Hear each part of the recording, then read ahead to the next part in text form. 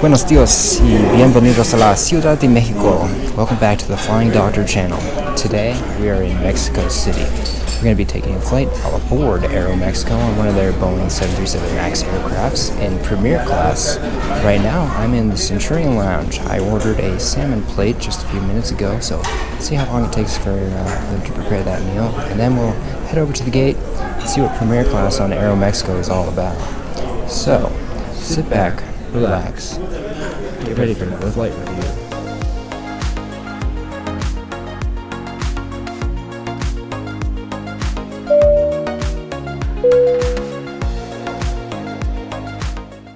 The Aeromexico flight I am on today departs from Terminal 2. If you're interested in seeing what this terminal and many others look like from around the world from the perspective of a rollerboard suitcase, check out my Rollerboard Diaries playlist. The Centurion Lounge, as well as several other lounges, are located on the level above the main terminal hall. After waiting in a short line for around 10 minutes, I was granted entry and escorted to my own table. From what I understand, open seating is not an option, although I'm sure there are many other privileges if you have an actual Centurion card. The waiter handed me an elegant-looking menu. If you're surprised at the prices, they are in Mexican pesos. Moreover, persons using a personal platinum card for entry are not required to pay for meals. About 15 minutes after sitting down, I received my dish, which was quite underwhelming. While the taste was acceptable, the meal lacked freshness and presentation, which I have come to expect from a Centurion Lounge with a dine-on-demand option. With 30 minutes to go before boarding begins, I splashed some water on my face in the bathroom, which was clean, modern, and stocked with decent amenities. Before entering the lounge, I had completed a complete walkthrough of Terminal 2. The terminal has a pretty easy to navigate layout, with 3 branches off the primary mall area, which is where I am currently located. One thing you will be sure to notice when connecting in Mexico City is the relatively warm environment. I've done some reading online and found that many other travelers have experienced the same elevated temperature within the terminal. I arrived at the gate and found boarding had already begun, earlier than what was written on my boarding pass. Alright, so we are through the boarding gate. It's not even time to board yet according to the airline, but it seems like they just go ahead and board anyways. I'm nearly at the back of the line to hop on the aircraft, but still looking forward to seeing what it's all about. My facial expressions and tone of voice didn't convey my steadfast desire to be on this flight, but I assure you, I was still excited to check out what Delta's Mexican sidekick, Aeromexico, has to offer on a short domestic hop over to Mazatlan. Before we get on board, let's introduce today's aircraft and route information. X-Ray Alpha Charlie Charlie Oscar is a 2-year-old 737 MAX 8. We will take off from runway 05 left before making about a 200-degree right-hand turn headed west. The route will take us directly over Guadalajara and we'll cross over some beautiful canyon landscapes before descending into Mazatlan. The 853-kilometer journey will take just over 2 hours from Pushback to arrival. Making my way onto the aircraft and stepping over the threshold, I was greeted by the FA before turning the corner where I got my first impression of the MAX 8 business cabin, or as it is referred to by the airline, Clase Premier. The 4 rows are in a 2-2 layout with a generously sized armrest between each seat. A physical partition behind row 4 does separate the 2 cabins in the aircraft.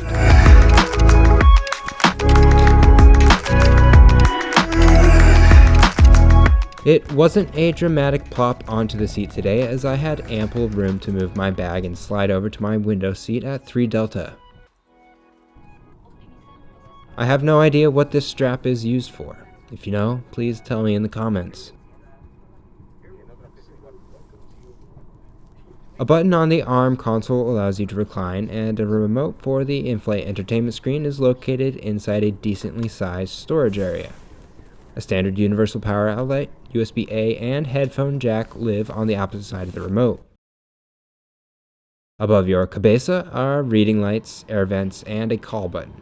Once I finish my little seat tour, the FAA came around offering departure drinks. Aeromexico, member of Skyteam Captain Alejandro Chavez. I opted for the orange juice over the water, which I'd say was room temperature if I'm being generous.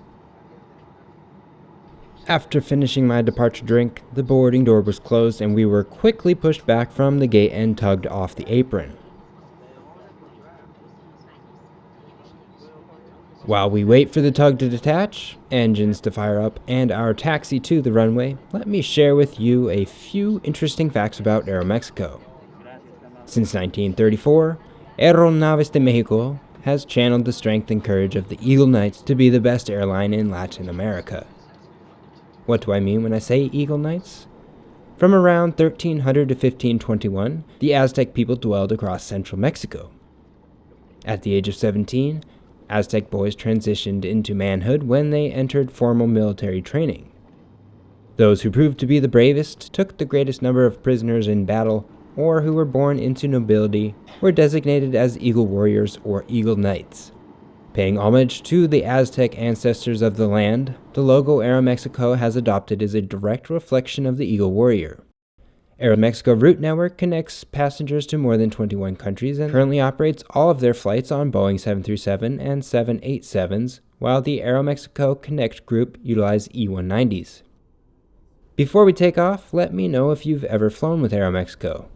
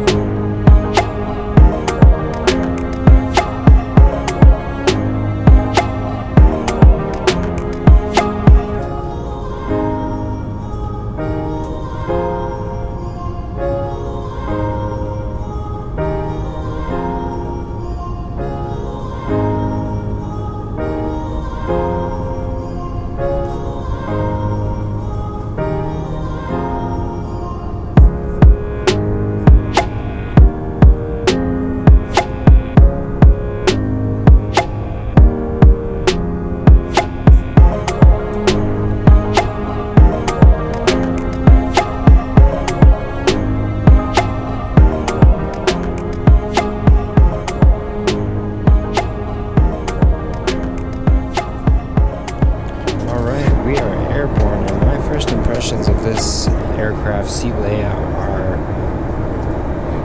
pretty darn good. Compared to the Delta business class that I was on earlier today, there's really no match. I mean, if you look at these seats, they're new, they're comfortable, they're modern.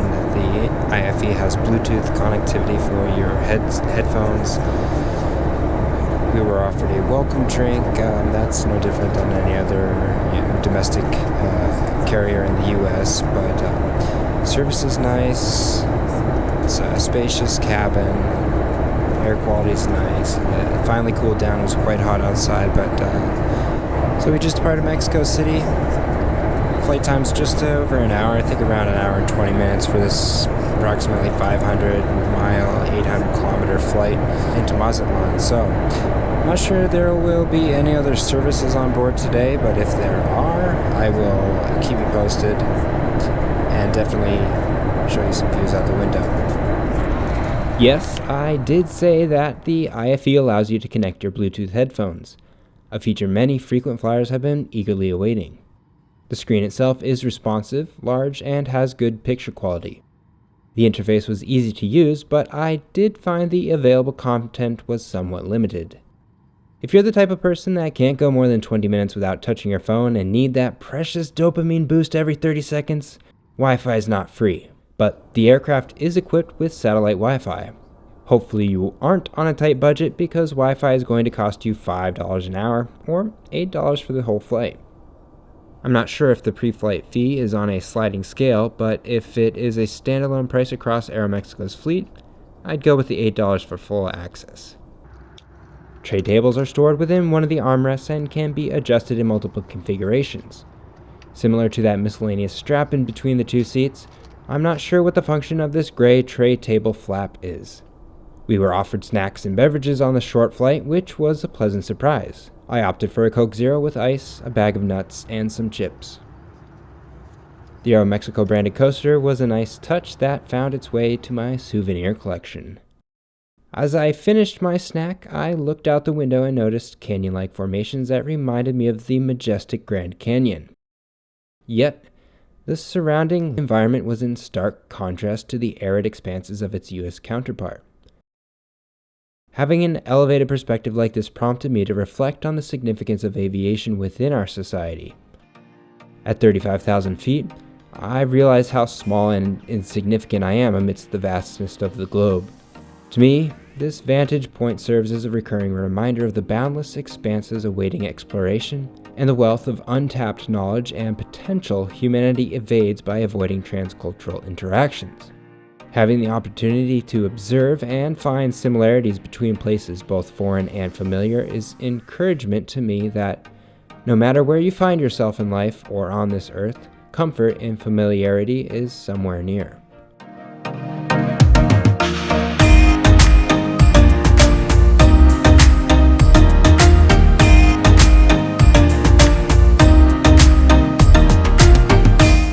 Now, on approach to Mazatlan, it's time to summarize my experience aboard Aeromexico in the Clase Premier.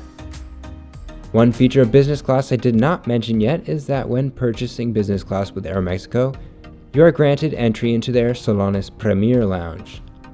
Unfortunately, I did not visit this lounge, but the online pictures give a good impression. After I made it to the gate, I wasn't able to enjoy boarding early as the boarding process had already started. As this was my first time flying Aeromexico, I have no idea if this is typical protocol.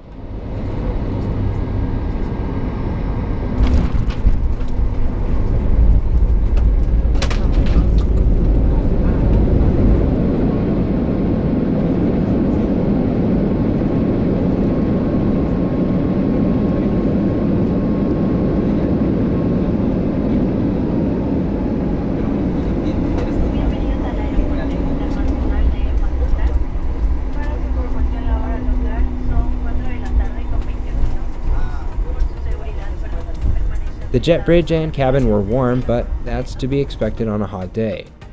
Once the cabin was secured and we were lined up on the runway, the cabin temperature was acceptable.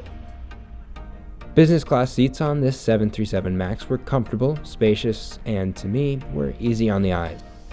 Interactions with the cabin crew were prompt and professional, and in-flight services exceeded my expectations for a relatively short domestic flight. As a frequent Delta traveler, Aeromexico service lived up to the SkyTeam name, and my experience aboard surpassed some of my domestic trips with Delta.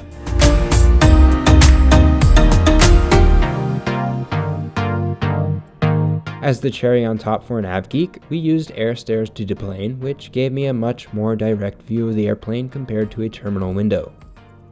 If you've stuck around this long, I'd encourage you to be an open-minded explorer and see what you can learn and relate to when surrounded by unfamiliarity.